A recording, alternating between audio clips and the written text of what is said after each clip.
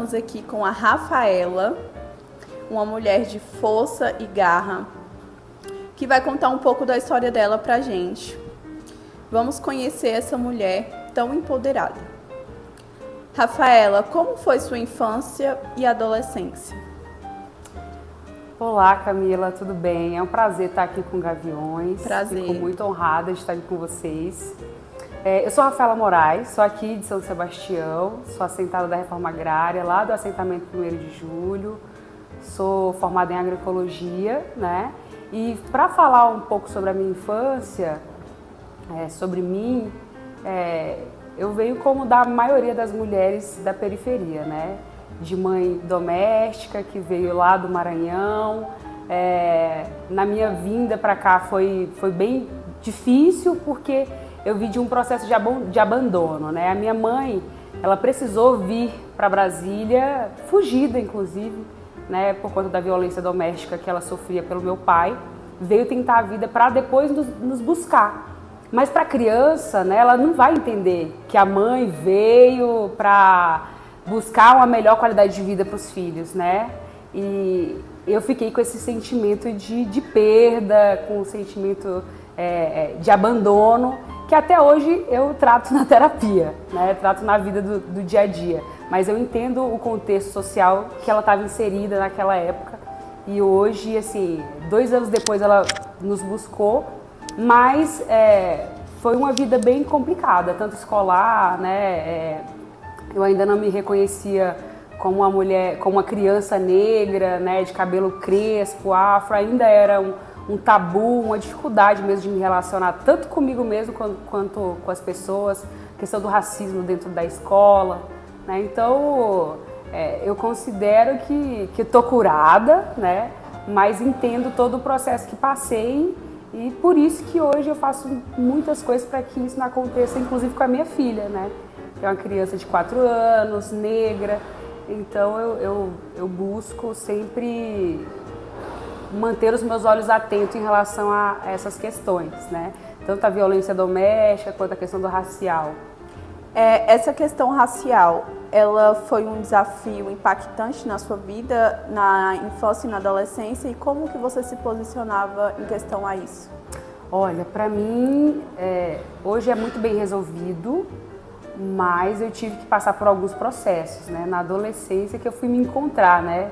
Mulher, cabelo crespo, né? Com sobrepeso, periférica, comecei a me amar, cuidar de mim, me achar linda, poderosa. Inclusive, eu faço parte de uma organização chamada Nação Zumbi, que também me trouxe muito esse olhar para mim, né, através do conhecimento. E aí eu tive alguns professores na área de artes cênicas que me trouxe esse momento de falar, de ouvir a minha voz, de me expressar, de cantar, de entender o quanto eu venho de uma história bonita, dos meus ancestrais.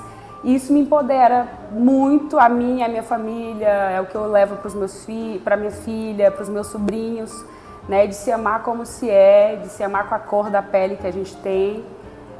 Então isso me empodera todos os dias, né? Ótimo, muito bom. Como você começou sua carreira, Rafaela? Essa questão de trabalho, de renda, de carreira profissional, para mim, ela começou desde muito jovem, desde pequena mesmo, já criança.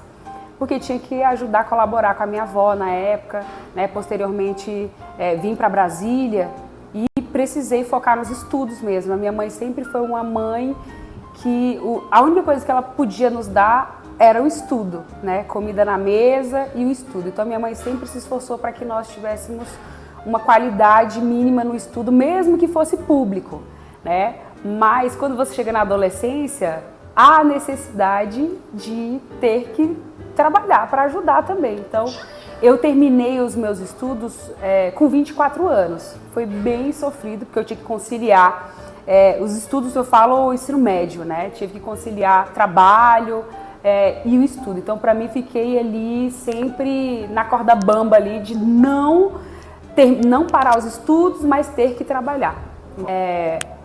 Mas eu sempre tive na minha cabeça que eu não podia parar de estudar de forma nenhuma, por mais que as dificuldades acontecessem. eu não podia parar. Então eu terminei os meus estudos lá no SESAS, né, que é a Escola para Jovens e Adultos, e foi o diploma mais chorado, né? Hoje eu já fiz uma universidade, eu sou formada em agroecologia, como eu falei no início, e hoje eu estou terminando uma pós-graduação em Economia Solidária e Gestão Social. Mas o diploma que eu chorei mais, que eu fiquei mais emocionada, até hoje me emociona. Foi do ensino médio. Exatamente, foi do ensino médio, né? E eu não tive nenhuma beca, nem nada. Eu simplesmente fui lá pegar, entrei dentro do ônibus e caí no choro, né? Falei, cara, agora eu consigo fazer uma universidade, eu consigo sonhar, né? Então, eu me formei na Federal, né? No IFB, lá de Planaltina, que é a Escola Agrícola, com professores maravilhosos, com amigos maravilhosos. Tudo que eu sou hoje, eu considero, tanto em relação à alimentação, ou a minha vida social, a minha vida com o trabalho com a comunidade, eu devo muito à minha formação, né? Que não foi só uma formação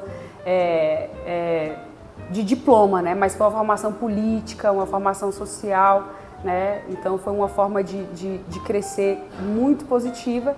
E hoje, esse mês, com a Glória, né?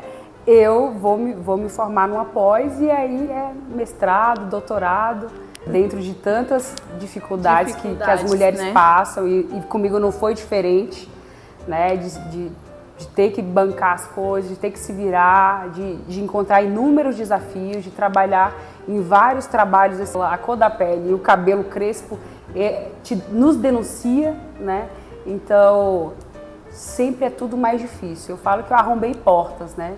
Que eu venho arrombando portas para que eu consiga realizar todos os meus sonhos, né? Eu fui a única, até hoje, né? Meu irmão está se formando, mas eu sou a única da minha família que conseguiu se formar na universidade. E isso já foi um desafio, né? E como que você concilia esses desafios com a casa, trabalho e ser mãe e ser de tudo um pouco, né? Porque nós mulheres, a gente acaba que a gente é tudo um pouquinho. Exatamente. Olha, ainda não enlouqueci, não surtei, né? Tô conseguindo, mas eu acho que vem muito da fé, da vontade de fazer o diferente.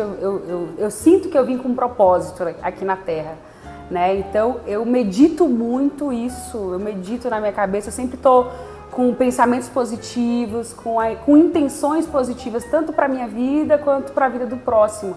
Então isso me traz a certeza de que, independente desses desafios da vida doméstica, né, da vida de ser mãe, que para mim foi um desafio enorme, porque hoje eu tenho medo de morrer, né? Porque uma criança de 4 anos, eu preciso me manter viva, tanto viva ali no físico, mas mentalmente.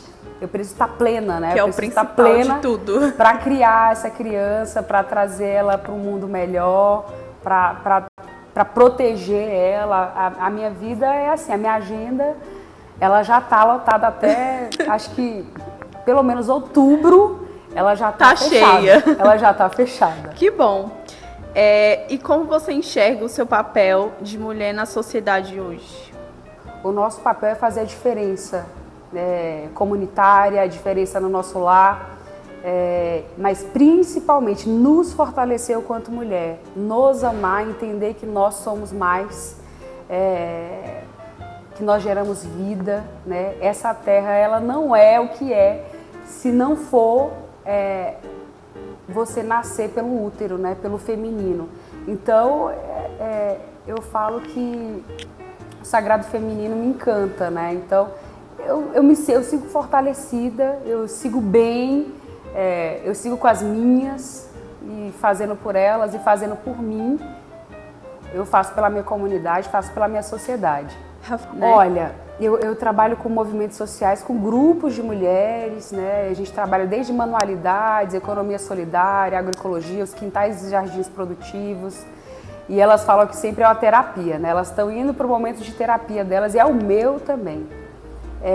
E ali naquele momento das rodas, são rodas que acontecem tanto aqui em São Sebastião, em assentamentos, acampamentos, né? E essas rodas, nós nos escutamos, né? De fato, a gente sabe quais são as nossas dores, Mas no contexto social, de sociedade, infelizmente a gente está sendo morta, né? Se a gente vai falar, se nós pautamos algum assunto, alguma coisa que realmente precisa ser mudada dentro da sociedade, a gente tem sido morta e atacada.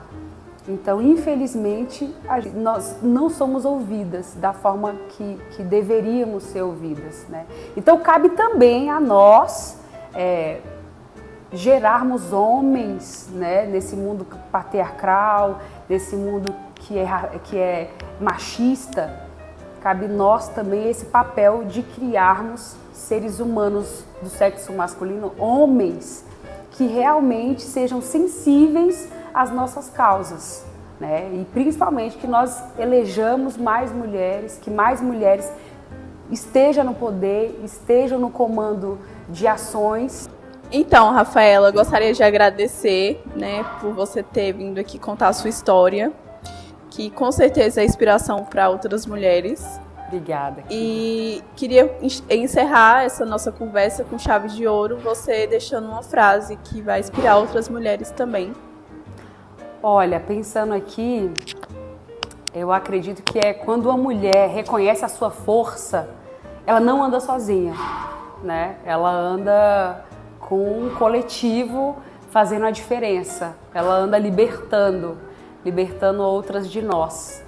Então, eu acredito que seja isso. Ótimo, muito obrigada. Obrigada eu, Cris.